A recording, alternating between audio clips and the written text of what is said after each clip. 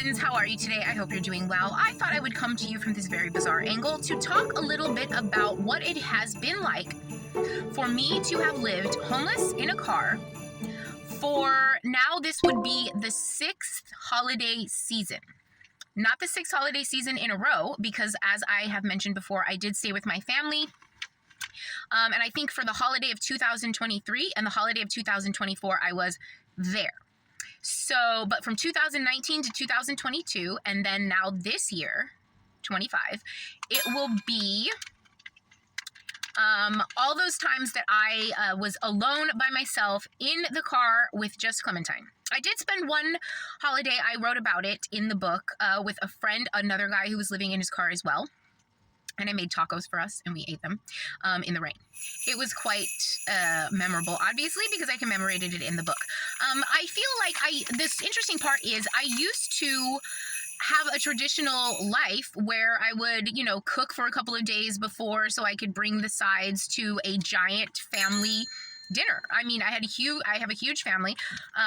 Both sides always came together at my grandmother's house for food. It was actually some of the best memories that I have of my life, which I guess helps me in this time of what I guess could be called lack, because I do have those memories to lean on.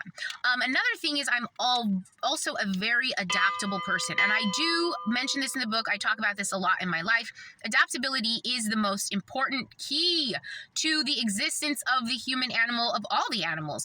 The ability to adapt to your surroundings, adapt to your environment, adapt to your station, adapt to your situation, and also the ability to find pleasure and happiness in anything.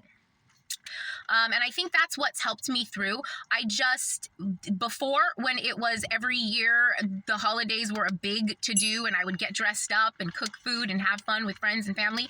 That was great, and I loved it, and now it's different. And I still love me.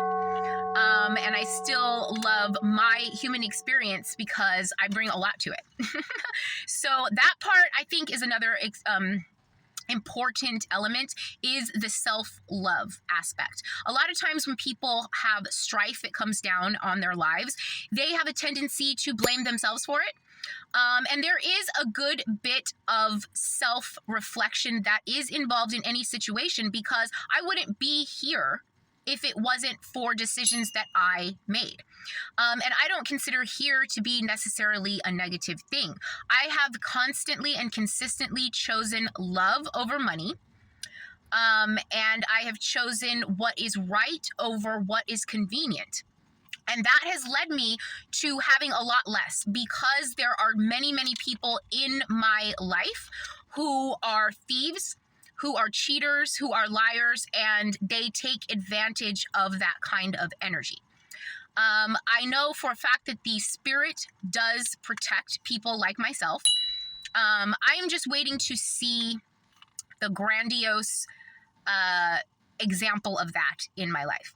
And so as this is the 6th year of me in this situation, and I had a respite for a couple of years and then ended up back out here, I am definitely disheartened. And it's not with any human being. I just wonder, when is God going to let up? Like, I'm tired of playing Job. When is it time for the restoration? That's all I'm asking for at this point, because I feel like I have proven my point over and over and over again, and I have adapted, and I have transmuted, and I have done all that, and I have a story to tell, and I have a mission to complete, and I'm just ready to do so. And so every day is just another day inching closer to that, whether it's a day that should be celebrated with people or should be celebrated with food or whatever it is. It doesn't really matter, because it is just another day making my way towards ultimate victory, which is on its way.